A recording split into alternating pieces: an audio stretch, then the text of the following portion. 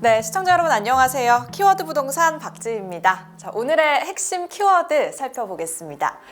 네, 오늘의 핵심 키워드는요, 전세 자금 대출입니다. 네, 금융당국이 전세 대출 보증 비율을 일단 100%에서 90%로 낮추면서 전세 대출의 문턱을 더 높이기로 했다라는 기사가 몇 주 전 쏟아졌는데요.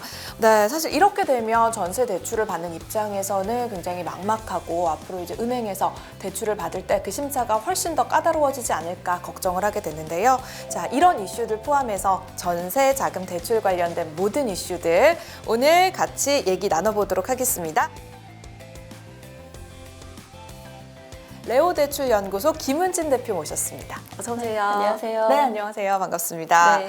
네, 최근에 이제 대출 규제가 좀 지속되고 있습니다. 네, 맞습니다. 그런 상황들 사실 연초가 되면서 조금 풀리지 않을까 많은 분들 기대를 하셨는데 오히려 더 상황이 어려워졌다라는 얘기들도 많고요. 그러면서 이제 금융권과 이 시장의 분위기까지도 주도를 하고 있는데 우리 대표님이 보시기에 현재 이 대출, 전세 대출 시장에서 가장 주목할 만한 변화는 뭐가 있을까요? 일단 네. 그 대출 규제라고 하니까 다들 네. 너무 막막해 하시고 어려워하세요. 맞아요. 예, 그리고 사실은 이제 좀 침착하게 대응을 하시면 다 가능하신 분들인데도 분위기에 휩쓸려서 나는 전세 계약을 하지 않고 월세를 가야 되겠다 이렇게 걱정부터 하시는 분들이 좀 굉장히 많은데요. 지금 언론에서도 계속 말씀을 하고 있는 게 전세 대출이 이제 올해 1분기에 어려워지고 또 하반기에 가면 더 어려워질 것이다 이런 뉴스가 계속 나오고 있는데 이거에 대해서 조금 이제 설명을 조금 드리려고 해요. 일단 전세 대출은요. 이게 서민들을 위한 대출이다라는 인식이 좀 강해요. 그렇기 때문에 정부에서도 원래는 뭐 담보대출 규제는 계속 했었지만 전세대출은 규제를 잘 하지 않고 있는 상황이었는데 이제는 한계 상황에 다다른 거죠. 전세대출도 너무 많아지고 그래서 이제 어느 정도 규제를 하기 시작했던 거고요. 그래서 이렇게 되면 이렇게 변화가 되면 아무래도 전세 시장이 위축이 될 수 있죠. 전세 대출이 막히면 전세 시장이 위축이 되고 담보 대출을 막으면 매매 시장이 위축이 되고 같은 이치라고 생각을 하시면 되는데요. 그렇다고 해서 뭐 임차인 분들께서 아무 데서나 못 살 순 없잖아요. 그러다 보면 월세로 이제 갈 수밖에 없는 그런 상황입니다.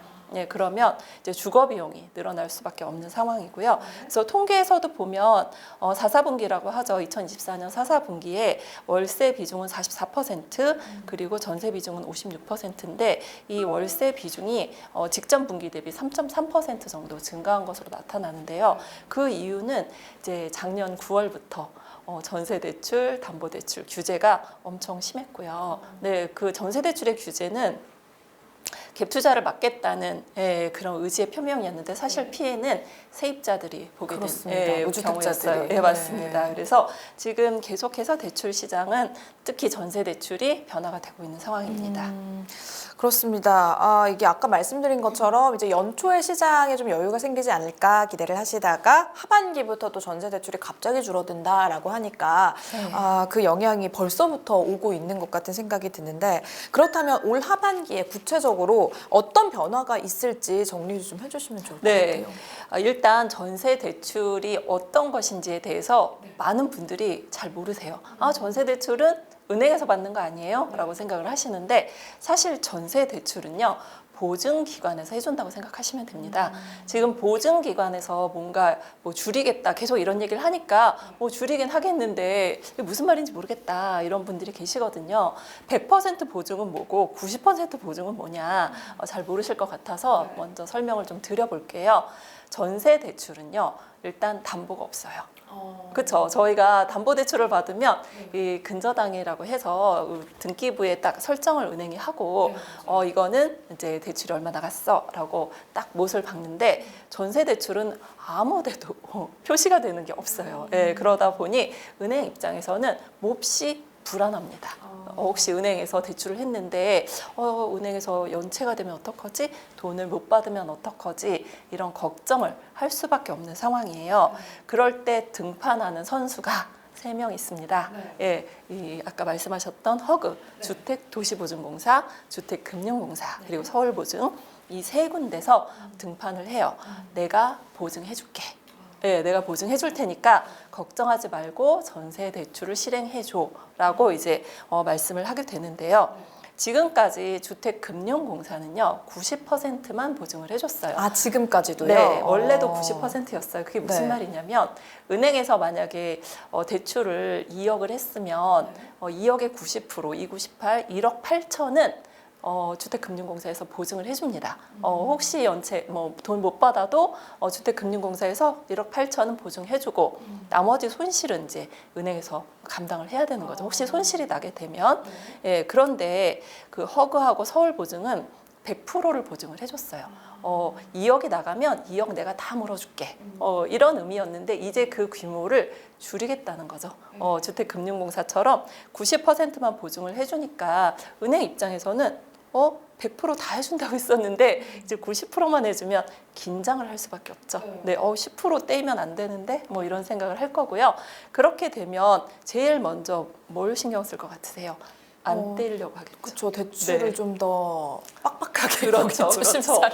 대출하시는 분의 뭐 소득이라든지 신용 상태를 조금 더 아주 면밀하게 볼 수 있는 이제 그런 일이 발생을 하게 될 거고요. 네. 그러다 보면 사실 전세 대출은요 무주택자나 1주택자 중에서만 받을 수 있고 그분들이 신용은 뭐 관리를 하셨을지 모르지만 소득이 낮은 분들도 굉장히 많거든요. 그래서 그런 분들의 심사가 조금 까다로워질까봐 그게 조금 걱정이 되는 부분입니다. 그렇죠. 사실 은행 입장에서는 뭐 예를 들어서 돈을 빌려줬는데 네. 집주인이 그런 기사 나오더라고요. 뭐 1억 8천의 전세금을 주식 투자로 다 날린 집주인의 얘기가 최근에 기사가 나오던데 그렇게 해서 다 네. 날린다고 해도 어차피 보증보험에서 다 돈을 줄 거니까 그렇죠. 부담 없이 대출을 해주다가 이제는 그럼 2억을 빌려줬을 때 1억 8천만 회수가 가능할 수 있는 상황이 온다고 예상한다면 네. 나머지 2천만 원을 그 돈을 빌려가는 세입자에게 물 수밖에 없는 그런 상황이 되는 거잖아요. 그런데 이게 또 정부의 이야기를 들어보면은 전세 대출 규제를 그럼에도 강화할 수밖에 없는 이유. 우리 가계부채가 너무 심각하고 네. 집값 상승을 막기 위해서는 어쩔 수 없다라고 얘기를 하더라고요. 이 부분은 어떻게 보세요? 전세 대출 규제가 강화되는 이유. 뭐 두 가지 면에서 이유 지금 말씀하신 대로 뭐 일단 전세 대출 규모가 너무 늘어난 거는 맞아요. 네, 지금 뭐 통계를 역시 또 볼 수밖에 없는 일인데 HF라고 해서 주택금융공사가 지금 52조 정도, 허그가 32조 정도, 총 85조 정도의 보증을 하고 있는 상황인데 계속해서 늘어나고 있습니다. 2019년 대비 2배 가까이 늘었다는 그 기록이 나와 있거든요. 그러니까 정부에서도 전세 대출에 이제 어느 정도는 브레이크를 걸어야 되지 않을까 뭐 이런 생각을 하고 있는 거고요. 이제 두 번째는 진짜 너무 가슴 아픈 일인데 전세 사기 때문입니다. 네, 이게 저도 그 당시 이제 지금 이 사태가 터진 거는 2년 전이고 그러려면 전세는요 사실 2년 정도 계약을 하기 때문에 보통 그 됐던 시점은 거의 4년 전이라고 보시면 돼요. 그 4년 전에 저도 그 현장에서 있었던 사람이었기 때문에 너무 잘 아는데 이때 어떤 일이 일어났었냐면 주인이 한 명이죠.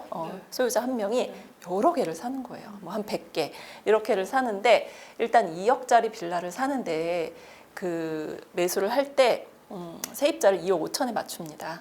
네, 그러고서는 그러면 이제 본인은 5천이 남는 그런 상황이 되잖아요. 그러면 이제 저희가 좀 이해가 안 가죠. 2억짜리인데 어떻게 2억 5천에 전세를 맞출 수 있을까? 네. 근데 여기서 이제 허그에서 그 당시에 그 집값을 판정하는 시스템이 조금 수월했어요. 지금보다. 네. 그럼 소유주가 얘기하는 대로 집주인이 얘기하는 대로 뭐 그 가격을 매겨주나요? 비슷해요. 네, 비슷해요. 아주 예리하신데 비슷해요. 뭐 딱 뭐 말한다고 그 가격은 아니지만 네. 감정을 그 외부 기관에 의뢰를 할 수 있었어요. 근데 그럼 거기서 외부 기관으로 매수하거나 이럴 수도 있는 거 아니에요? 뭐 매수, 뭐 비슷하죠. 네. 매수까지는 아니어도 조금 잘 해달라. 뭐 이렇게 하다 보면 감정이 올라갈 수도 있었고, 그리고 그 당시 이제 최초에는 이제 공인중개사님들이 이 집은 얼마다라고 써주면 그게 이제 또 시세가 되는. 중개사분들이. 네, 그런 뭐 시스템이 있었기 때문에 네. 여러 가지로 조금 수월하고 어찌 보면 그런 피해자들을 양산할 수밖에 없는 그런 일이 있었던 거죠. 이제 그러다 보니 근데 집값이 계속 올라갔으면 문제가 없었을 거예요. 네, 근데 이제 집값이 하락을 하기 시작을 하면서 이제 그게 전부 전세 사기로 많은 분들이 피해를 보고 있는 그런 상황이에요. 그런데 그나마 세입자들 입장에선 다행인 것이 이분들은 그때 허그 보증으로 전세 대출을 받았어요. 근데 허그에서 보증을 하는 전세 대출은 저희가 들어보셨는지 모르겠지만 전세 반환 보증 보험에 가입이 돼야지만 전세 대출이 가능합니다. 그러니까 허그에서는 반환 보증 보험을 가입을 시켰잖아요. 그러면 혹시라도 돈을 떼이면 어떻게 해요? 허그에서 물어줘야죠. 네, 그래서 지금 허그에서 발생한 손실이 어마어마합니다. 네, 작년 단기 손실이 3조 8,758억 원이고요. 올해 상반기만 해도 1조 8,060억 원 가까이 된다고 하니까 이 손실을 메우기 위해서 아무리 공공기관이긴 하지만 좀 사태가 심각하니 점점 보증 비율을 줄일 수밖에 안전하게 이제 운영을 하다 보니까 비율을 줄일 수밖에 없는 그런 상황이 되는 거죠. 네, 그렇습니다. 이때 사실 뭐 대부분의 피해자들이 이제 무주택자 서민분들이었는데 참 이게 범죄를 저지른 사람은 따로 있는데 또 이 일로 인해서 피해를 또 더 많은 무주택자가 보게 생겼다 이런 생각이 좀 듭니다. 네. 어쨌든 뭐 이것도 이제 우리 국가 운영 세금으로 운영이 되는 거기 때문에 무한정으로 뭐 손실이 났는데 이걸 안고 갈 수는 없는 거니까 특단의 조치를 지금 하겠다라고 하는 건데 이렇게 전세 대출이 줄어들게 된다면 그렇다면 실거주자들은 뭐 어떻게 선택을 하게 될지 그리고 정부에서 얘기하는 것처럼 전세 대출이 너무 뭐 많이 이루어지면은 집값을 올리는데도 영향을 줄 것이다라고 하는데 실제로 이게 이제 매매 시장에도 영향을 미칠지 궁금하거든요. 일단 전세가가 올라가면 네. 매매가를 밀어 올린다고 하죠. 네. 예, 예전에 갭투자라고 해서 뭐 전세가가 2억이면 매매가 1,000만 원 더 주고 2억 1천 뭐 이런 식으로 1,000만 원으로 집을 마련한다. 이게 이제 갭투자인데요. 이 전세가 비율이 높을수록 집값을 밀어 올리기는 합니다. 예, 거기다가 이제 전세 대출까지 받으니까 사람들은 점점 보증금을 올리는 거에 대한 약간 거부감이 없어요. 예, 뭐 대출 받아서 그땐 또 이자도 저렴했으니까. 예, 하지만 이제 이렇게 전세 대출이 어려워지면 아무래도 세입자들 입장에서는 전세가 좀 싼 데를 찾게 되고요. 그러다 보면 세입자를 구하기 어려울 수도 있고 그러면 아무래도 매매가가 조금 위축이 될 수도 있는데 지금 현재 시장을 본다라고 하면 현재는요 그 매매 시장이 갭 투자보다는 실입주자들이 훨씬 더 많아요. 내 집 마련하시는 분들이고요. 지금 현재 막 투자자가 막 양산이 되고 있는 그런 상황은 아니에요. 그래서 뭐 전세 대출이 어렵다고 해서 매매가가 급락을 한다거나 뭐 그럴 거로 보이지는 않아요. 왜냐하면 다 내 집 마련하는 분들이기 때문에 그래서 현재 뭐 일부 지역에서는 신고가가 나올 정도로 조금 이제 매매 시장은 아주 지방은 조금 어렵습니다 아직. 하지만 서울의 일부 지역은 거의 이제 다시 원상 복구를 하고 있는 그런 상황이고요.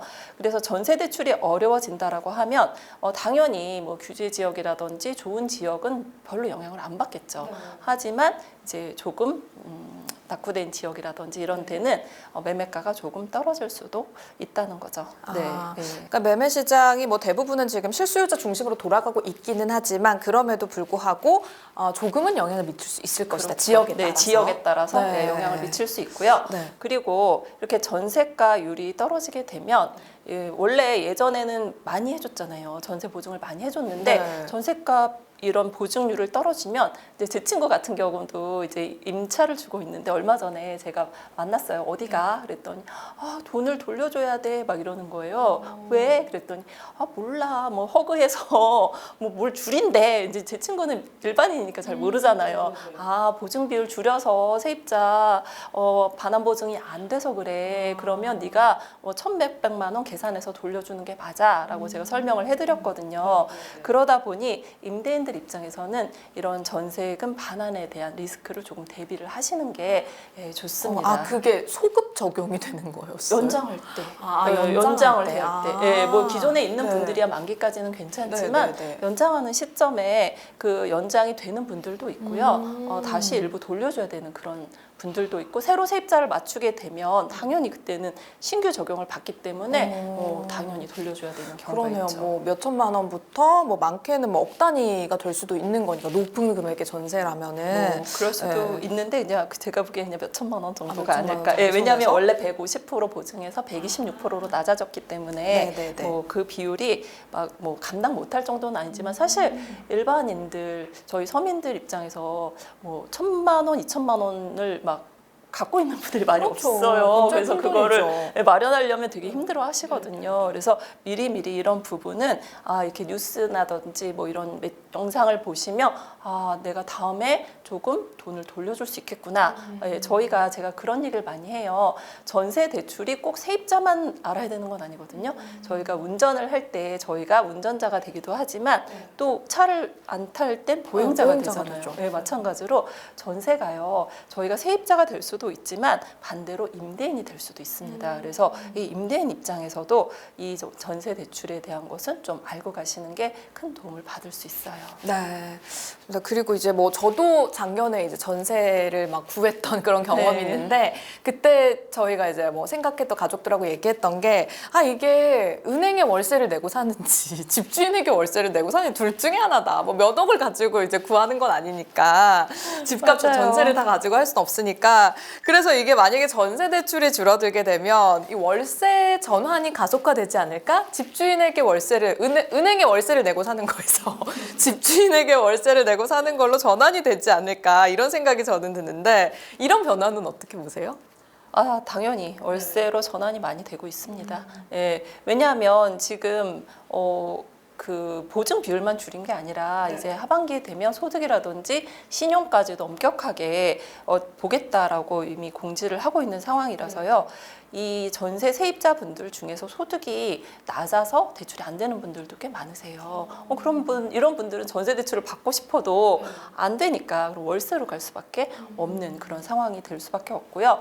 근데 이렇게 되면 사실 아무리 지금 전세 대출 금리가 높다고 해도 우리가 이제 월세 전환율이라고 하죠. 예, 전세를 월세로 전환했을 때 그 율이 지금 한 5% 정도 된다고 해요. 그러면 지금 전세 대출 이자가 3%에서 3%까지 내려가진 않지만 4%에서 왔다 갔다 하다 보니 뭐 1% 차이가 뭐 크다면 클 수 있죠. 예. 그래서 본인의 주거 비용이 약간 좀 상승할 수도 있고 요즘 경기도 많이 어렵거든요. 예. 그래서 그런 분들이 이제 거주 비용까지 늘어나면 좀 더 삶이 팍팍해지지 않을까 뭐 그런 걱정이 조금 되고 있는 상황입니다. 네, 그렇다면 우리 실수요자들 같은 경우에는 어떤 대안을 좀 미리 마련을 해두는 게 좋을까요?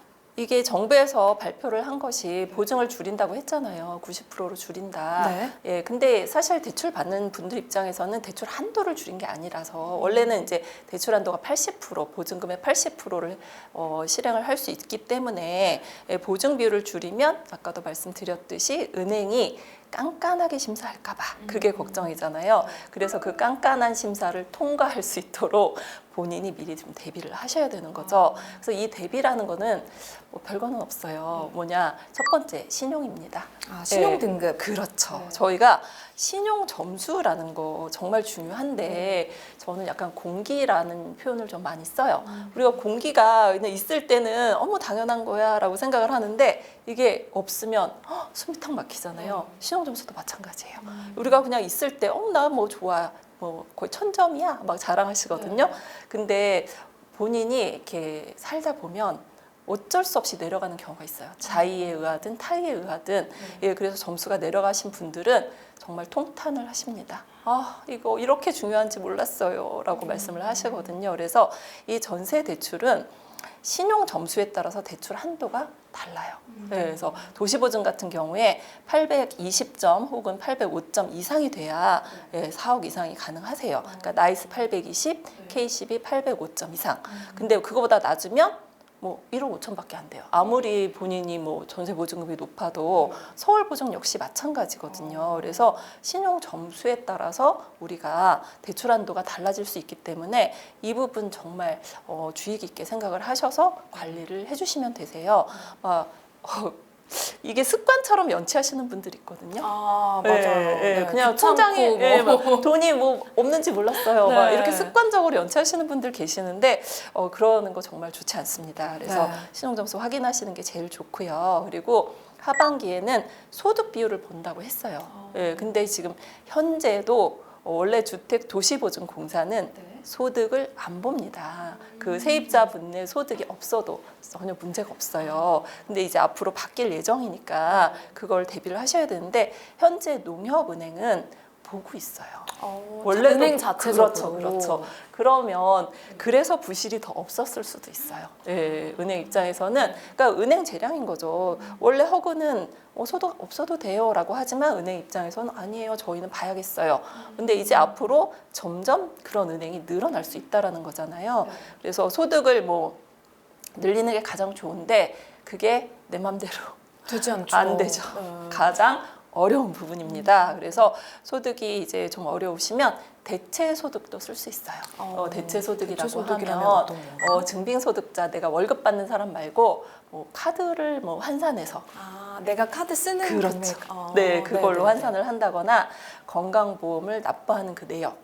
지역 세대주인 경우에 환산해서 쓸 수 있거나 이거는 보금자리론 규정이기 때문에 아마도 이제 소득 확인 절차에서 같이 준용이 될 것으로 보이고 있거든요. 그래서 이런 거를 미리미리 조금 준비를 하시는 게 좋으세요. 신용카드 갑자기 저 원래 안 쓰던 사람이 체크카드 포함이거든요. 뭐 현금만 쓰던 분이 갑자기 저 그럼 이번 달에 1,000만 원 거야 되나요? 막 이러시는 분들 계시는데 그러지 마시고 꾸준하게 신용사회잖아요. 그래서 신용카드, 체크카드는 신용사회를 이루는데 가장 첫걸음이라고 생각하시면 됩니다. 그래서 신용점수, 뭐 소득, 카드 이런 거를 조금 미리 준비하시면 좋을 것 같습니다. 네, 지금 말씀하신 것들이 딱 하루아침에 되는 거는 아니다 맞아요. 보니까 우리가 네. 미리 알고 대비를 해놓으면 나중에 당황하지 않을 수 있겠다.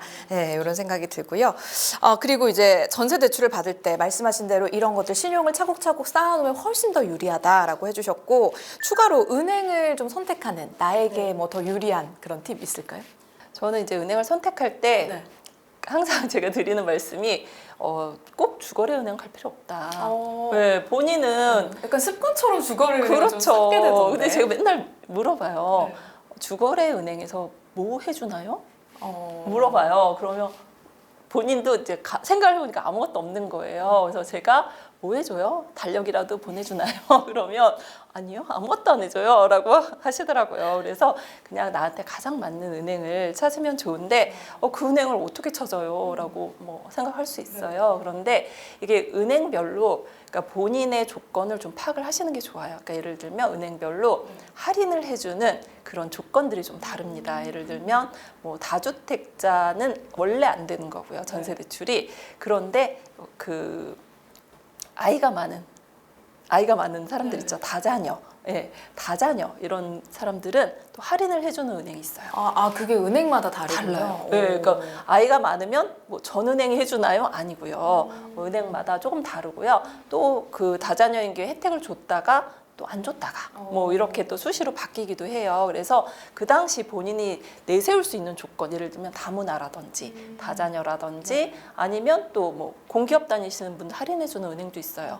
아니면 중소기업 다니는 분들 할인해주는 은행도 있거든요. 그래서 본인이 가장 내세울 수 있는 조건이 뭔지를 좀 체크를 해보시고 거기에 맞는 은행을 찾는다라고 하면 금리 0.1, 0.2 낮출 수 있어요. 그러면 훨씬 더 유리하게 금리 조건 받을 수 있으니까 그렇게 은행을 찾으면 좋을 것 같습니다. 네, 그렇습니다. 은행 한 군데에서 이제 대출이 막혔다고 좌절하지 말고 네. 여러 곳을 찾아봐야 한다. 맞습니다. 네, 그렇다면 이렇게 은행 자체 심사에서 뭐 여러 번 거절을 당할 수도 있는 거잖아요. 네. 그런 분들 같은 경우에 이제 소득이 상대적으로 낮거나 모아둔 자산이 많지 않은 뭐 신혼부부나 청년층들이 굉장히 많은데 이런 분들이 활용할 수 있는 이런 정책자금 대출도 있다고 들었어요. 사실 저희가 모든 대출을 할 때 네. 순서가 있어요. 저 이제 그런 얘기를 많이 하는데 뭐부터 받아야 돼? 막막해요. 이렇게 말씀하시거든요. 그러면 조건이 어려울수록 좋은 대출이다.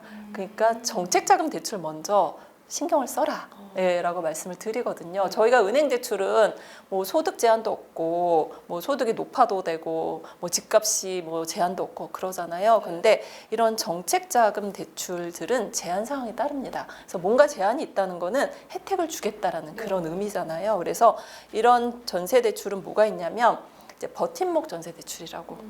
이 정부 상품들이 이름이 되게 예뻐요. 버팀목, 디딤돌, 뭐 이런 식으로 그런 전세 대출을 이용을 하시면 금리가 조금 저렴할 수 있고요. 그리고 신혼부부 전세 대출 역시 서울시에서 하는 것도 있고, 그리고 각 기관이라든지 이런 데를 조금 더 알아보시면 신혼부부 혜택을 받을 수가 있거든요. 그리고 또 최근에 이슈가 되고 있는 상품이 하나 있어요. 뭐냐면 신생아 특례.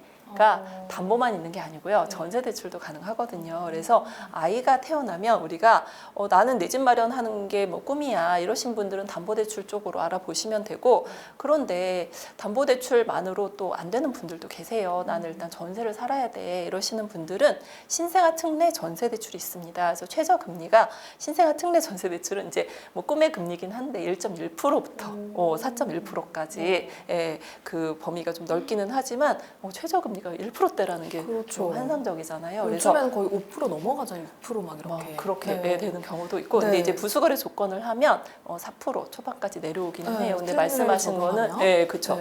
조건 없을 때 그렇게 볼 수 있거든요. 그래서 내가 정말 좋은 조건을 받고 싶다 하시는 분들은 이제 이런 정책 상품들은 소득 제한이 있어요. 뭐 연봉 5천 이하, 연봉 6천 이하, 신혼 부부는 7,500 이하, 뭐 이런 식으로 조건들이 있기 때문에 주택도시보증공사 홈페이지에 가면 다 안내가 되어 있거든요. 그래서 그쪽에서 자세히 안내를 보시면 되고요.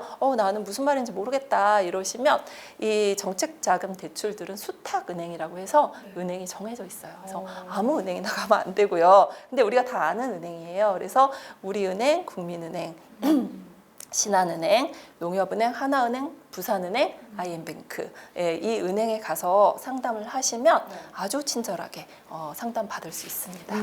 그러니까 뭐 모두가 적용되지는 않지만 일단 1차적으로 정책자금 대출의 대상이 내가 되는지 그렇죠. 수탁은행을 통해서 한번 알아본 뒤에 그게 안 되면 이제 은행을 통해서 알아보는 게 이게 순서네요. 네, 기억을 맞습니다. 해야 될 것 같습니다. 네. 자, 그리고 뭐 올해 이제 금리 내려간다 얘기 나오고 있는데 사실 그와 반대로 또 전세자금 대출 금리는 오르고 있어요.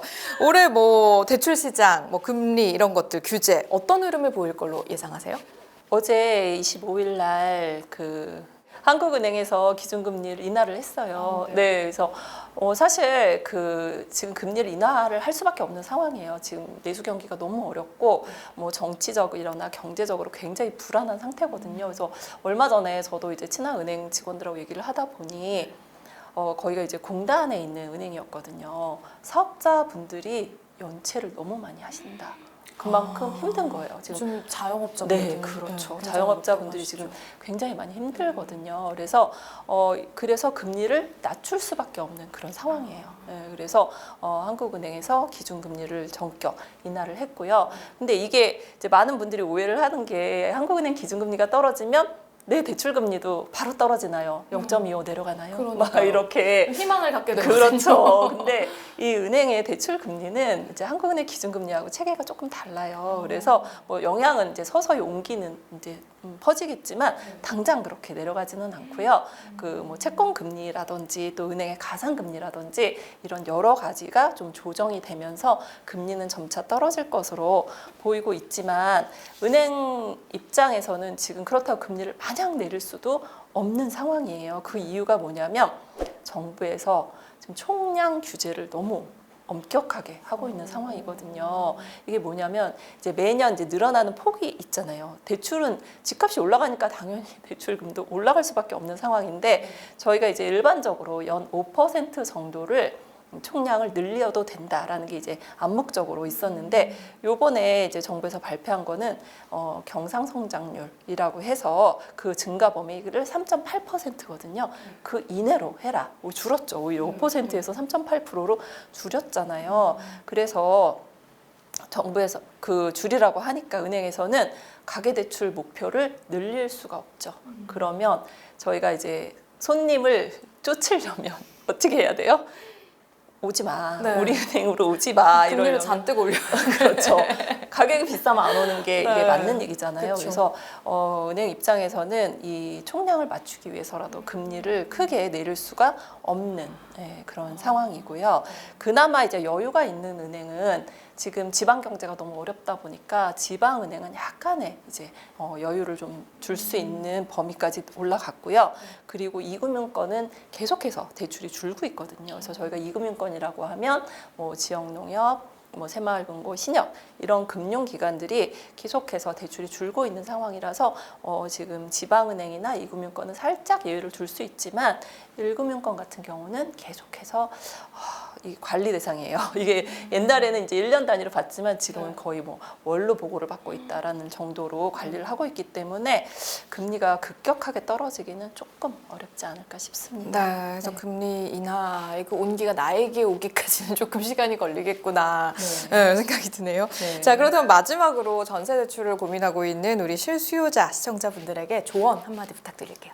이 실수요자분들에게 정말 제가 드리고 싶은 말은 뭐냐면요. 이 전세 보증금은요.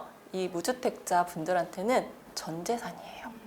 정말 제가 너무 가슴 아픈 일들을 너무 많이 봤기 때문에 이 전 재산을 지키기 위해서 저는 그거를 먼저 고민을 하셔야 된다라고 생각을 하고 있고요. 그래서 제가 예전에 이제 현업에서 진행을 할 때는 계속 그렇게 말씀을 드렸어요. 허그 보증 무조건 가입을 해라. 그래야 전세 반환 보증에 가입이 되고 그리고 안전하게 지킬 수 있다라는 얘기를 제가 계속 해드렸거든요. 근데 이제 망설이시는 이유가 뭐냐면 보증료를 내셔야 돼요. 이 보증료가 좀 비싸요. 근데 이제 뭐 저소득층이라든지 이런 분들은 또 할인이 가능하니까 그래서 그런 부분을 꼭 가입을 해서 특히 이제 아파트 같은 경우는 이제 시세가 좀 높으니까 괜찮은데 거의 전세가하고 시세가 같은 빌라라든지 오피스텔 같은 경우는 꼭 그 부분을 확인을 해서 가입을 하시면 좋을 것 같고요. 그리고 전세 대출을 뭐 잘 받는 것도 중요하지만 전세 물건을 잘 구하는 게 제일 중요해요. 그래서 사실 이 전세 보증금을 조금 저렴하게 할 수 있는 방법 중에 하나는 임대사업자 물건을 그 전세로 계약을 하시는 게 가장 좋아요. 임대사업자분들은 전세 보증금을 팍팍팍 올릴 수 없어요. 매년 5% 정도밖에 올릴 수 없기 때문에 시세보다 좀 낮게 나올 수 있거든요. 그래서 그런 물건을 뭐 공인중개사분들한테 얘기를 한다거나 좀 구해달라 내지는 좀 구해서 이런 물건으로 한다라고 하면 훨씬 더 유리하게 내가 전세로 거주를 할 수가 있는 거고요. 그리고 안전한 전세를 조금 저희가 이제 사회 초년생 분들 같은 경우에 다가구가 뭔지 빌라가 뭔지 모르세요. 연립이 뭔지 잘 모르시거든요. 다 똑같은 거 아니야? 그렇죠, 이런 그렇죠. 그래서 생각을. 저도 깜짝 놀랐어요. 그 투룸 막 이렇게 있길래 다가구네. 다가구는 잘 봐야 되는데라고 얘기는 다가구가 뭐예요?라고 먼저 물어보시더라고요.